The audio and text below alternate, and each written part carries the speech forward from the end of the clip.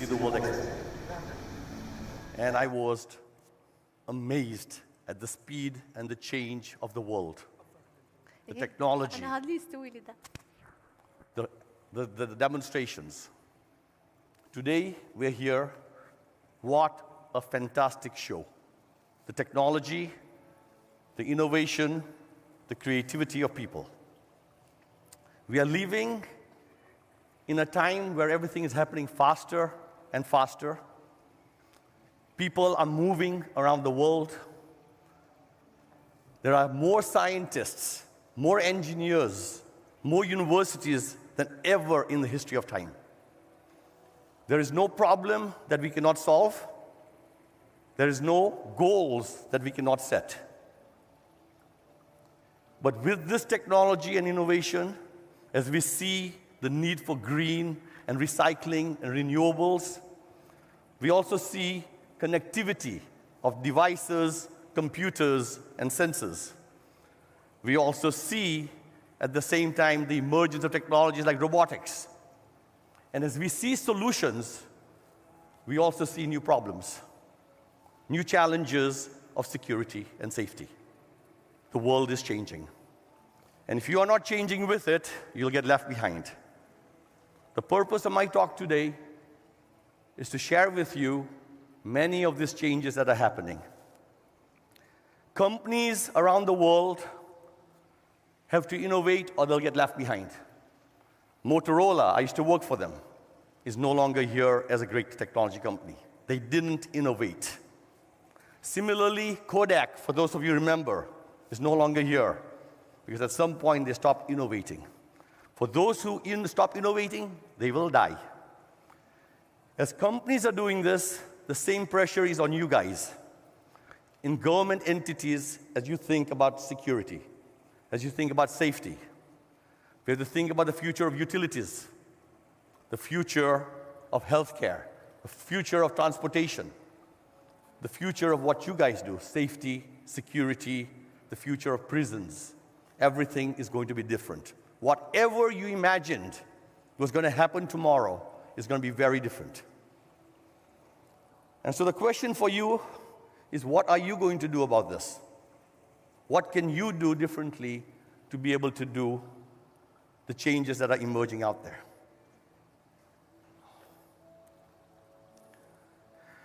Today, the technology of the old is gone. What you saw in Star Trek the TV show, Star Trek the movie, is now here. Doors open and close for you according to security. How does the door know you're a good person? Today, there are guns. You can fire at somebody. But if there are good people, you put the gun on stun, like in Star Trek, so you don't kill people. The future is now. The things in Star Trek are now a reality. People can communicate anytime, anywhere. The things of Star Trek allows us to track and trace people. What Star Trek was predicting is here. Your job now is to predict what's next. What else? Because Star Trek did its best to get us here. What's next now?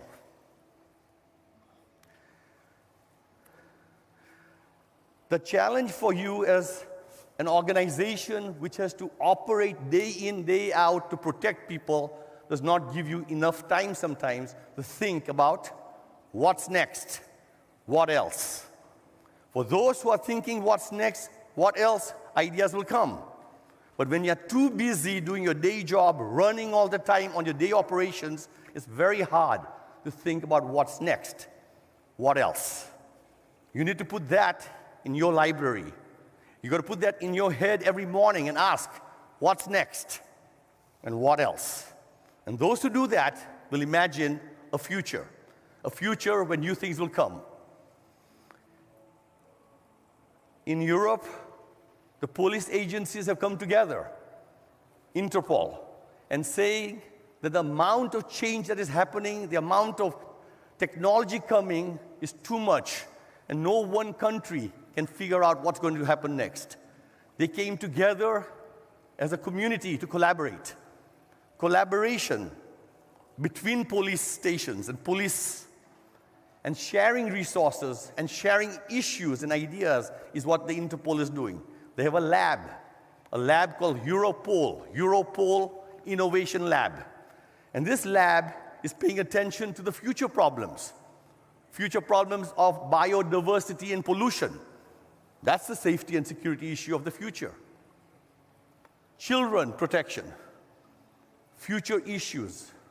And they're saying, how do we address them? And they'll say, oh, we can do autonomous cars. We can do robotics. That's all now. What's next? And to do that next, no one police station has all the resources. No individual can come up with all the ideas. You need to collaborate.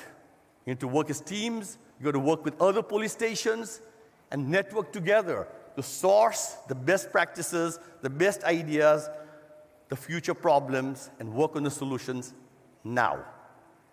That's where we are today.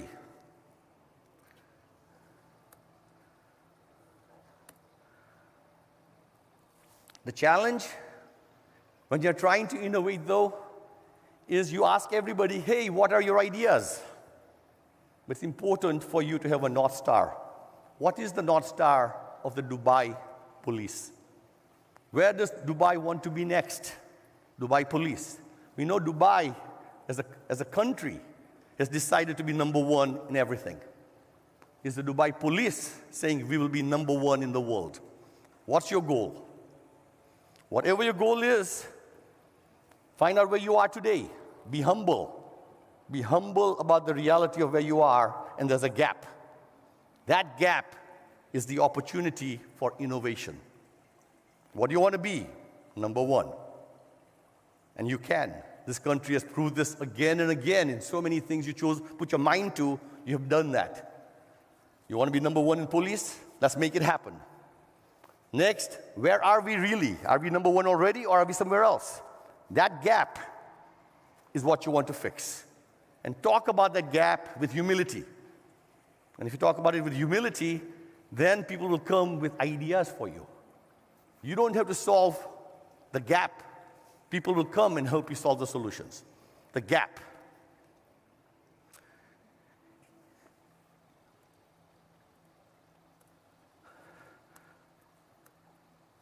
So the question is, how big is the gap?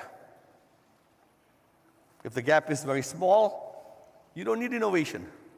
But I have to believe that the world is changing too fast, and therefore the gap is big. Second question is, how much time do you have? How much time do you have to solve and close the gap? If you got lots of time, then you can relax. But the world is changing fast. Safety and security is changing fast. People who do bad things are changing fast.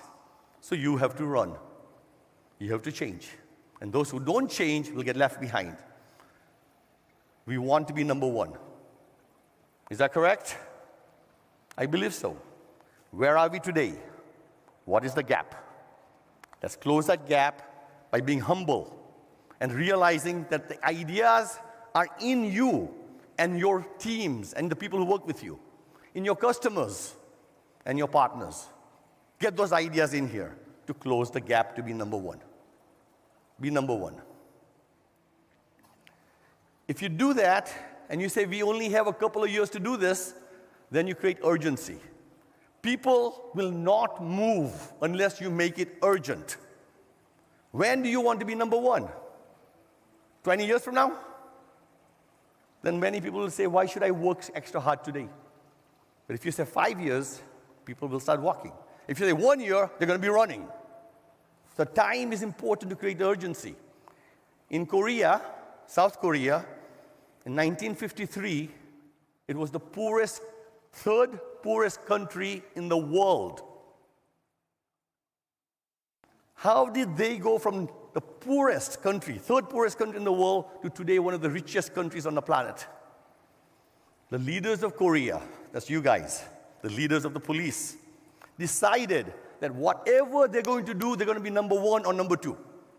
You can go anywhere in Korea, you'll see LG and Samsung saying we should be number one or number two. And they started putting pressure, they started asking people to work faster, and end result was today We see it. Korea was able to move its people by saying, we want to be number one, we don't have enough time, we need to run. I want to introduce you to a word in Korea when I used to work. Every time I worked with the CEO of LG or Samsung, he would say, how long will it take to do this project? And would say, 2 years. And they would do this. It's a sound they make, which means they're not happy. It's a Korean sound. And you look at him and he says, what's he going to say now? And he would say, can we do it in half the time? And we would say, what do you mean? And then he would take the table and he would hit it. And he would go, pali pali. I want you to learn that word. Pali pali. And what pali pali meant was fast, fast. Not slow, slow, fast, fast. Create the urgency to make people move. Pali pali is what made Korea the great country it is today. And when they did pali pali, it was amazing. In my stomach, how could you do something you said it takes 2 years to do it in 1 year? And you were nervous and you were scared. But when the pressure came, we started thinking differently. Thinking about if somebody else were to do it, what would they do? Thinking differently. If we asked somebody for help, could we go faster?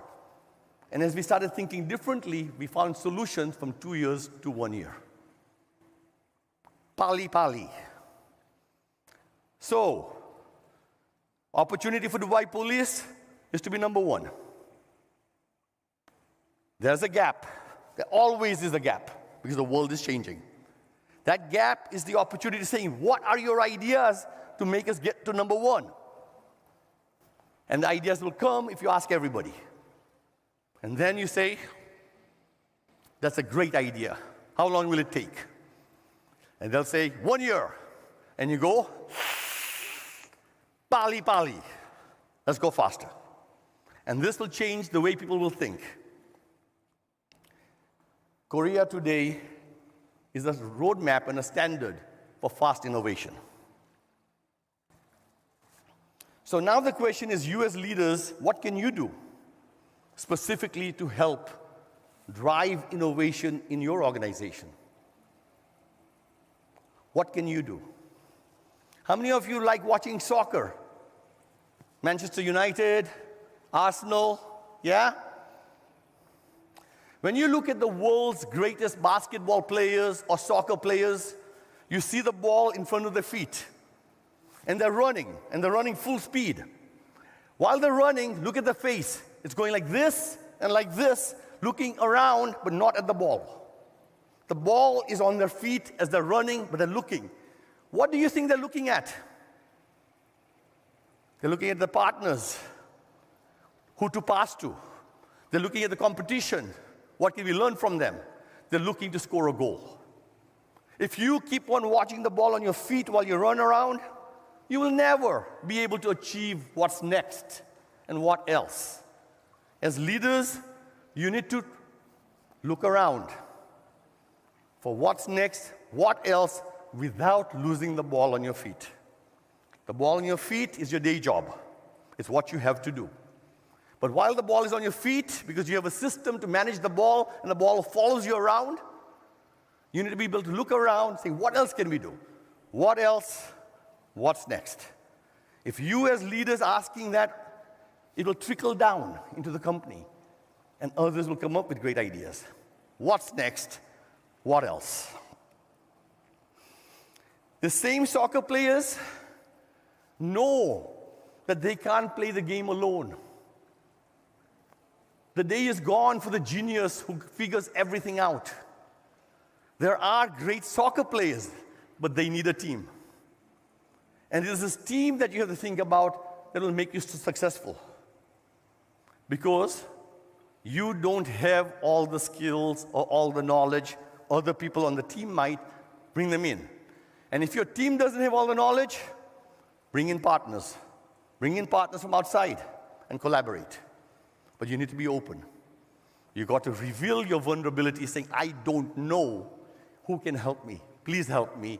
Humble. Ask for help. Every great organization which innovates is humble. They listen to the problems. They They ask for help, and they work together as a team. Teams succeed. This lone wolf will die in the winter. The pack, the wolf pack, survives in the winter. That's the story.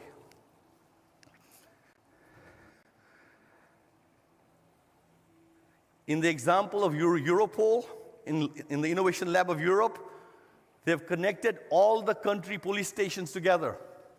They're sourcing all the issues into one place.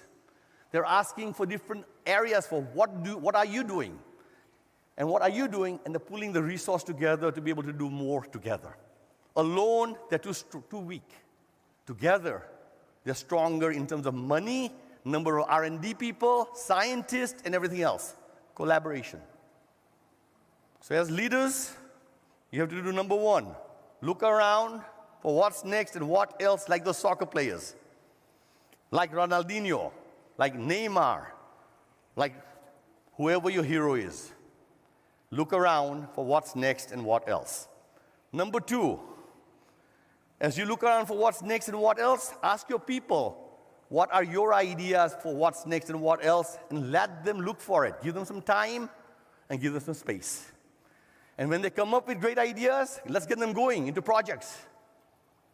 But they may not have all the knowledge in the Dubai police. So let them go outside and say, who else can help us? Who else can help us? Collaborate. And if you collaborate, you're going to do much better. Which brings me to 3 lessons I want to share with you as to why innovation is hard. It's easy to talk about it. It's easy to say, what are your ideas? And everybody says, oh, post-its, post-its. And you get lots of ideas. It's very hard to make it real. The problem is, if you look at Kodak, Kodak was one of the most powerful companies in the world. They used to make film cameras. And then digital technology came, and they completely failed. But it wasn't because Kodak was not clever. Kodak was the first company to get the first 200 patents on digital technology. Kodak was the first one to put a team together with a CEO who understands digital is now. What was the problem then? Imagine you are at Maracanã. Maracanã is the football stadium in Brazil. It's the World Championship, and Croatia, little Croatia, is playing Brazil. And 500 Croatians flew all the way to Rio de Janeiro. And they went to the stadium wearing the red shirts, cheering, Croatia, Croatia, Croatia. And you look around, and what do you see? Excited people, happy people, and loud, because you are with your Croatians. But if you pull the camera back in the stadium, you'll see suddenly the whole stadium. And how many Croatians do you see compared to the Brazilians? The whole stadium is yellow. And they're saying, Brazil, Brazil. And those guys are going, Croatia, Croatia. And that's what the stadium sounds like.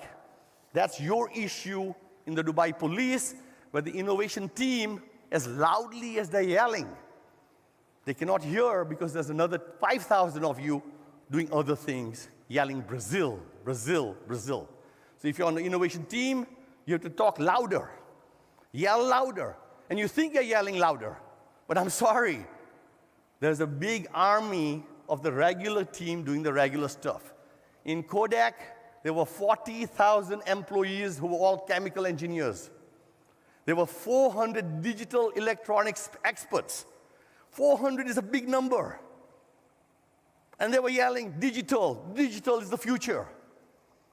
And there were 40,000 people saying, chemicals. Well, you saw what happened to Kodak. The innovation team, as loud as they yell, they can't be heard. You are the leaders who need to listen to them and amplify their messages. You need to help their ideas be spread as leaders. Because they will be doing the hardest, and they'll think they're yelling loudest. But it is your voice which will make it real. This is a lesson from the leaders. The second lesson is the story of 5 monkeys. I used to work at Motorola. For those of you who remember the StarTech phone, yeah? My team is the team who worked on the lithium-ion battery for that phone. Our team brought lithium-ion battery to the world. We had over 100 patents. And the very batteries on your laptop today comes from our team. We were a great company. What happened? What happened? Nokia starts making phones, and when those phones came to the market, when you dropped them, they would break. Today, your Apple phones, if you drop them, what happens? They break. A Motorola phone, you drop it, it bounces back up into your hand and says, hello, how are you? Still works. You remember that. Those Motorola phones were brilliant. So what happened? Well, Motorola's first customer was the US military. The US military said, make us a phone that works at minus 40 degrees centigrade and plus 100 degrees centigrade. That's a big temperature range. Why?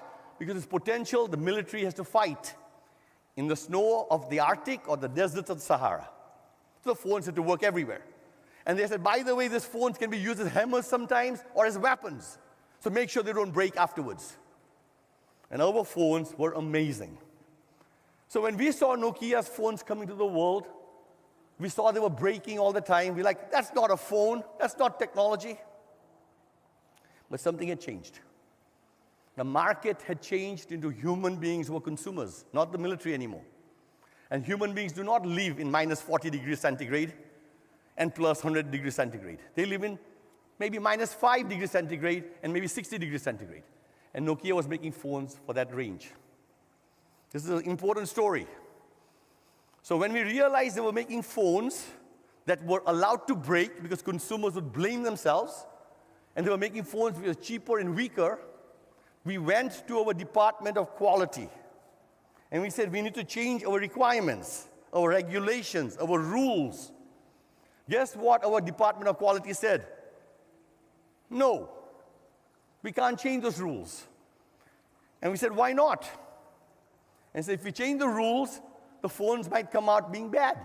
So we must stay with the old rules. That brings me to the story of 5 monkeys. 5 monkeys are put in a cage. In the middle of the cage is a rope, and on the top of the rope are bananas. What do monkeys like? Bananas.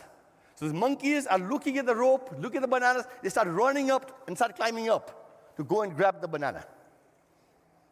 Bad news for the monkeys, human beings are standing outside the cage with a water hose. And every time a monkey starts climbing up the rope and gets close, they turn on the water hose and go, knock the monkey right off the rope. It falls down, and they spray the rest of the monkeys with water. Another monkey tries, same thing. A third monkey tries, same thing.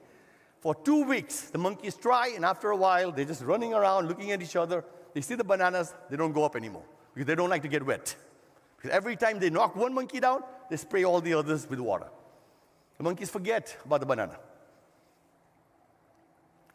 Then they take one monkey out of the cage, and they put a new monkey in there who has never experienced water.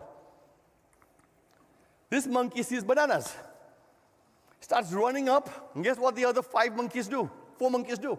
They grab the monkey and they hit it. Monkey looks, what's wrong? Banana. They hit it again. Pow. They take it down. After a while, the monkey learns not to go up the rope because the other 4 monkeys are beating it.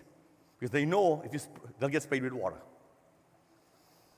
They take a second monkey out of the cage and replace it with a monkey who has no experience with water. This monkey does the same thing, goes up the rope. All the 4 monkeys start running, including the one who had no experience with water, and they hit it. And the monkey learns very quickly not to go up the rope. And they slowly change all the monkeys out of the cage who had no experience with water. After a while, all the monkeys in the cage had no experience with water. But they knew one thing. If anybody goes up the rope, what do? Grab it down, throw it down, and hit it. And none of the monkeys knew why they were doing it. And this is the problem at Motorola. The person who was in charge of quality did not know why the rules were minus 40 degrees centigrade and 100 degrees. She had inherited her job from somebody else in a manual. And the manual said that.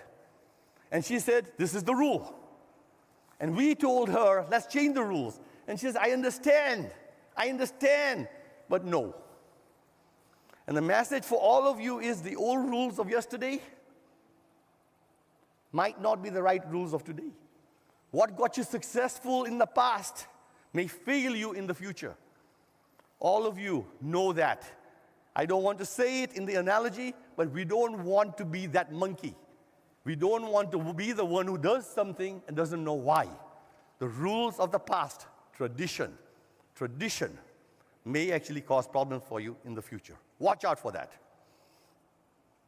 Number 3 is change. The 3 lessons you guys have to watch out for. The football stadium, people yelling. Here's our idea, but it doesn't sound very loud.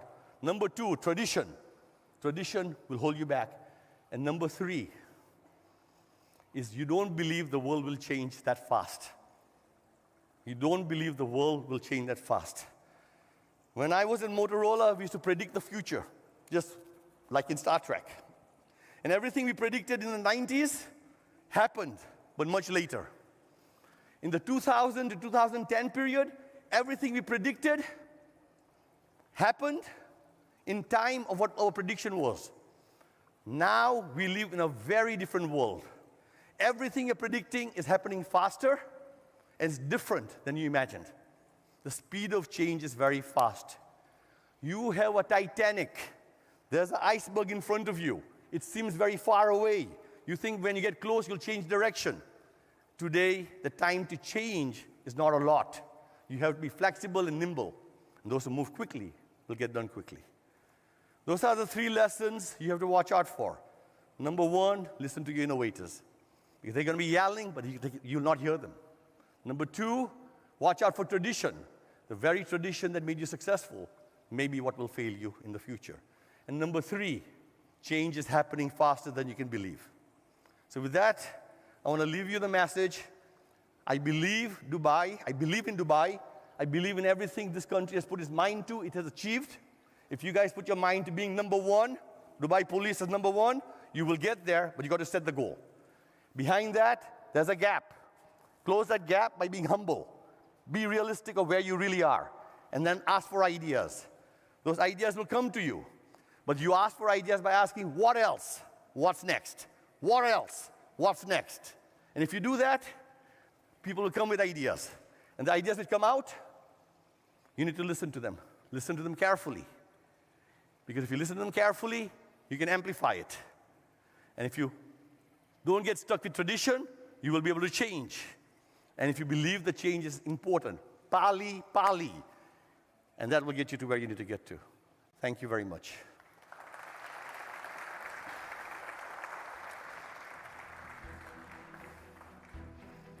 Thank you, Dr. Hitendra Patel, for this inspiring and blessing talk. Thank you very much. Now, I'll have the pleasure to invite His Excellency Commander-in-Chief Abdullah Khalifa Al-Marri to the stage to honor Dr. Patel.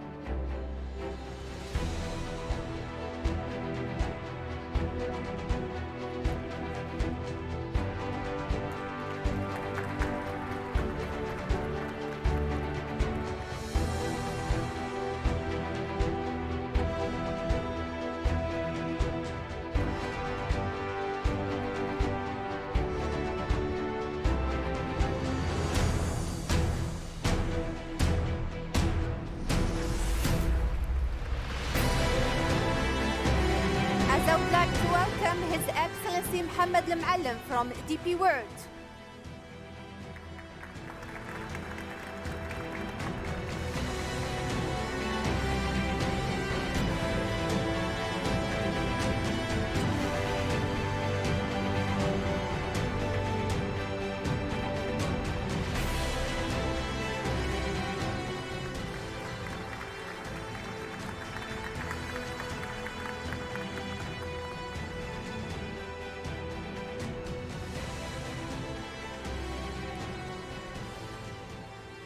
At the end, I would like to thank the forum sponsor, His Excellency Commander-in-Chief Abdullah Khalifa Al-Marri, our host, DP World, and our speaker, Dr. Hitendra Patel. Thank you for joining us in the first session of Let's Talk Initiative, and looking forward to see you next month with a new session, a new element, and a new speaker. Have a good evening.